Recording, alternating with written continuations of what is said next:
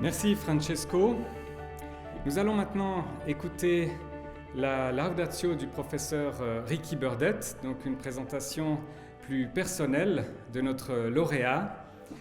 Ricky Burdett est un grand urbaniste, il est professeur d'études urbaines à la London School of Economics et il y dirige le Cities and the Urban Age Programme. Il était jusqu'en 2006 conseiller en architecture du maire de Londres et en 2006 il a été également le commissaire de la Biennale d'architecture de Venise. Nous sommes heureux d'inviter un architecte urbaniste nous parler de l'œuvre d'un écrivain, sociologue, qui l'inspire dans son travail et dans ses recherches. Professeur Burdett, the floor is yours.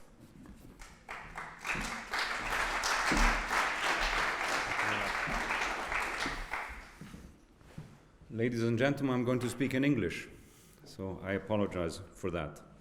But members of the Veillon jury, the Michalski Foundation, and all those of you who were involved in making this great decision, for which I congratulate you, I'm really honored to be here. And it's an honor for me to be here because I've been asked to speak about one of my favorite subjects, which is Richard Sennett. And I stress that I have been asked to talk more on a personal nature, even though Richard and I, and if Richard's wife Saskia had been here tonight, she's just not well, otherwise she would have been here. We go back about 25 years. So the experiences and the lucky experiences as fellow travelers, as colleagues, but also as friends, really have been documented over a period of time that you have documented in your own foundation in terms of the prize, which is extraordinary, I have to say, just seeing the names that are there. We met first in Chicago in 1990, and then I will explain later that we joined forces at the London School of Economics about 15, 20 years ago. And we joined forces at the LSE, the London School of Economics, to set up a research and teaching program, which has been alluded to by Cyril, which connects the physical and the social. And actually, we could not use these words so clearly if it weren't for the work of Richard Sennett. I would not have that language in me, and it wouldn't mean so much to the people I'm speaking to or to anyone who understands this. And that is the power of the writing, which has been recognized by the jury, but of course the ideas behind that. And I'll come back to that a bit later. Now, we are dealing with an author, a writer, that's what we're celebrating tonight, but we're also dealing with an academic in many ways, a maverick academic, you could say. But, you know, there aren't that many academics I know who can have a public dialogue with the Archbishop of Canterbury about the meaning of public ritual. In the same year, speak to a group of activists at the Occupy Wall Street space in Zuccotti Park in New York. And a week later, present every morning on BBC Radio 3, very serious program, a series of pieces of music where he basically acted as a DJ, right? So these are just three qualities that Richard Sennett did. But the winner of, you know, there aren't that many academics that you can describe with this sort of quality. But the winner of this year's Veillon Prize really does have all of them together. In fact, I was saying that a few years ago, he was presenting on the BBC his favorite pieces of classical music. But he was explaining to us, while just before or after the music was being played, what it means to play music as a form of creative collaboration amongst men and women. And he was weaving, as he always does in his narratives and his conversation, he was weaving anecdotes with insights, with a very light touch, but very deep impact. And I think Richard has spent the last 40 years doing just that, across a whole series of different disciplines. From his first book, which was called The Uses of Disorder, written in his 20s, we have to be very jealous to hear that someone could do that, to his latest publication, which has won the prize, even though he's now working on a new one on cities, Richard has been a profound observer of the human condition, a phrase borrowed from one of his most influential teachers in Chicago and New York, Hannah Arendt, of course.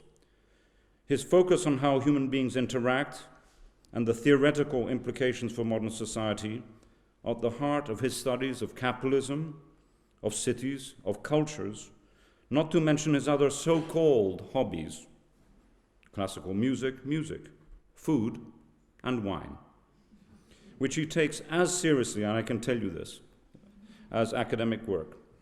But nonetheless, he's become and is a professor of humanities at New York University. He's a professor of sociology at the LSE, and he's a professor at the Cambridge School of Architecture and the Graduate School of Design at Harvard. Just let me pause. Humanities, sociology, architecture, design, at the top, literally, of all these disciplines. And that really reflects this ability to go very, very deep and hence be able to tell us what is happening in society, as we just heard so eloquently said.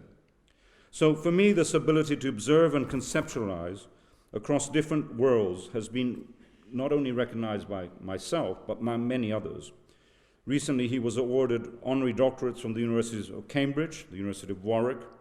He won the Spinoza Prize, the European Craft Prize, of course, having written The Craftsman, the Helen Robert Lind Award for Urban Sociology, awarded by the American Sociological Association, and last year, I think, the Hemingway Prize, and of course this year, your wonderful prize. And he's given a whole series of prestigious lectures, Oxford University, the Rothermere Lectures, Harvard, and the list is too long. But what is interesting, I think, to many of us, is despite what one would call a stellar career in academia, which I know you don't like, you've always been interested in linking town and gown. This is a very bizarre English wording, but town is the city where things happen, the real world. Gown is where people wear strange clothes and are academics. And he's always been interested in linking the world of thinking with the world of making and doing. A tangible example of this in his own life is really, and his capacity for cooperation, which is of course the subject of his book, is the creation of a series of institutes, a series of organizations, a series of networks, of which I've been part of course, and that's why I'm here. But you could say that in many ways this started in 1977. That's quite some time ago, when he started the Humanities Institute in New York. With who? With Susan Sontag and Joseph Brodsky. And the idea there was to link town and gown by getting writers, artists, makers, thinkers from around the world to meet with decision makers, policy makers, activists in the city of New York. And in a way that's infected many of the things that he's done ever since and others. But fundamentally, and so linked to what you're doing here in this foundation, the Michalski Foundation, it also created a sort of haven, an intellectual haven, for in fact quite a few of the people represented here, from Kolakowski to Calasso, but also Borges and many others, including Calvino. That was the network that Richard and Sontag and Brodsky started. Now, it's interesting to me, this is where in a way more recently I witnessed and have been co-participant, he literally reinvented this whole notion with a new intellectual project, I have to say, Richard, modestly called Theatrum Mundi, Theatre of the World, which actually I think is the only title of anything you've actually created which reflects the exceptional breadth of your mind. But let's leave it there. So we refer to it as TM, Richard's TM, the Theatrum Mundi. But it's interesting in relation to also the themes of tonight and the foundation. It's a space where young artists and practitioners come together to talk about what it means to make culture in the city. It brings dancers to talk about the choreography of the street, how people move, why they move in certain ways. Why don't we all crash into each other? What is it about that? How does that make us feel much happier when we're close to others, as long as we don't necessarily touch? That's a particularly Anglo-Saxon view, of course. It brings together, for example, music makers with young urbanists to understand how the relationship between sound and the spaces of the cities work. One lunch at Richard's home, Brian Eno happened to be one of the people sitting around talking to Richard about his music and architecture, but also how light and sound actually shape the everyday experience of the city. Now, this has actually grown into an international endeavor with an anchor in London, but also active in Paris, in Rio, in Venice, and New York. Now, there are many issues and many themes that sort of link the Institute, the Humanities Institute, with Teatro Mundi.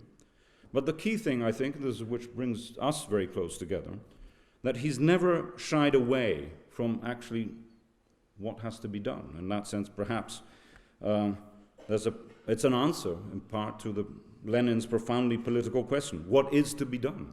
Okay, we raise these issues. What do we do? And as it happens, we now work together on a project called the Urban Age, which Cyril referred to, which brings mayors, prime ministers, architects, academics, and activists to discuss the social and the physical, as I said before, in the 21st century. In fact, Richard doesn't stop there. He's challenging all of us to come up with a 21st century response to those who are architects in the room will know this, the 1933 Charter of Athens. This was an incredibly important small document, which was the emblem, the synthesis of modernist thinking, which in many ways ruined every single city that we know. Ruined in the name of trying to bring social progress. So how do we understand that? What do we do about that? So he is now writing and editing, with some of us, a new Charter of Athens for the United Nations Habitat 3 conference, which will be held later this year. But he's been doing it for some time. In the mid-80s, he was director of the Commission for for Urban Studies at UNESCO, and he was in charge of a major program at the United Nations Development Program. So this link between doing and making and thinking has been there throughout his life.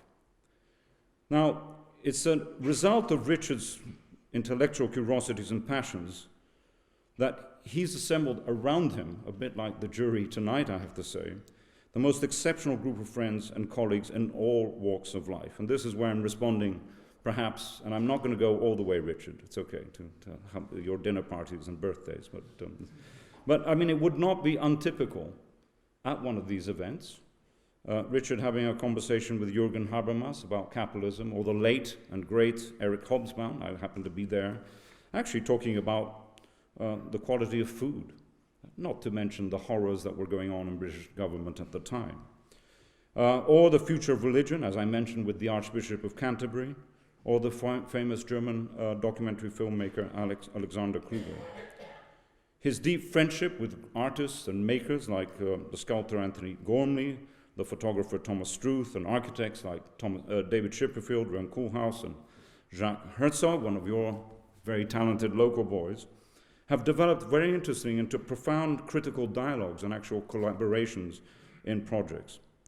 And I have to say the same applies to chefs, restaurateurs, winemakers, but we won't go there. Now, if Saskia were here in the same, she isn't, because I think in your life, in the last 20 years, this dialogue of globalization and cities, cooperation and making is something that also informs a continuous double act, which spreads from, let's call it the breakfast table, to the conference room, which is most intriguing. Let me end with one anecdote, and then I will wind up. Despite his love for food, and there is one, Richard is not just a foodie. A few years ago, he wrote a regular column for a surprisingly established, brackets right wing, Spectator magazine. In a column called The Table, so it was quite straightforward, he characteristically combined an acute sense of taste with a deep knowledge of the process of making again, and its cultural and historical context. Who else could make reference to Virgil, Hesiod, Diderot, John Ruskin, and William Morris in an article about foie gras? Only Richard could do that. And it was interesting, convincing, and you learned a lot.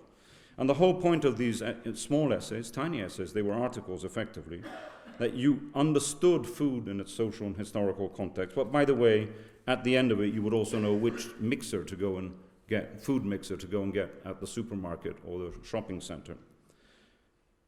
One famous article on ethical food actually ends with a philosophical proposition. Does artisanal equal undemocratic? And you had to work that one out before you could order anything to eat, so it's very bizarre. Now, music has been mentioned, and Richard knows I'm not a musician, but his passion and knowledge of music is deep, and infectious, and I don't think I've ever seen him happier than when he joins with his friends to play Brahms, Bach, or Schubert concerto, always, by the way, I'm told, in the minor key. His knowledge of the music, its structural composition, its poetic qualities, applies just as much as the construction of the cello bow or the hammers and dampers of his beloved grand piano. So this technical knowledge is sort of mixed with a sort of idea of what actually makes pleasure happen. Now, many of you know he had to end his career as a professional cellist early in his life due to a hand operation that went wrong.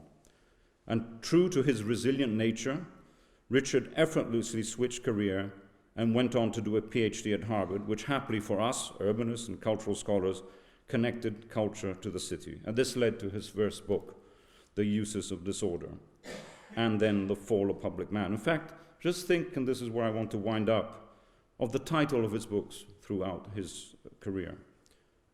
The Conscience of the Eye, Flesh and Stone, The Craftsman, Respect, and of course, Together, Ensemble. These titles actually have become a signal, a symptom that we all recognize. We know what that means. They've come to represent a set of ideas, of ideologies, and periods of thinking, which are very much what Richard is about. So how does one sum up this extraordinary body of work? In his life and in his work, Richard has been interested, I think we could call it, in exploring the landscape of humanity. His work and his mind are difficult to classify. His imagination and his scholarship cut across disciplines, time and space. As a public intellectual, as a respected scholar, as a teacher and a colleague, he has taught so many of us, me included, what it means to be together. It's more than appropriate, therefore, that the work of this title has won the 2016 Veillon Prize. Richard, congratulations.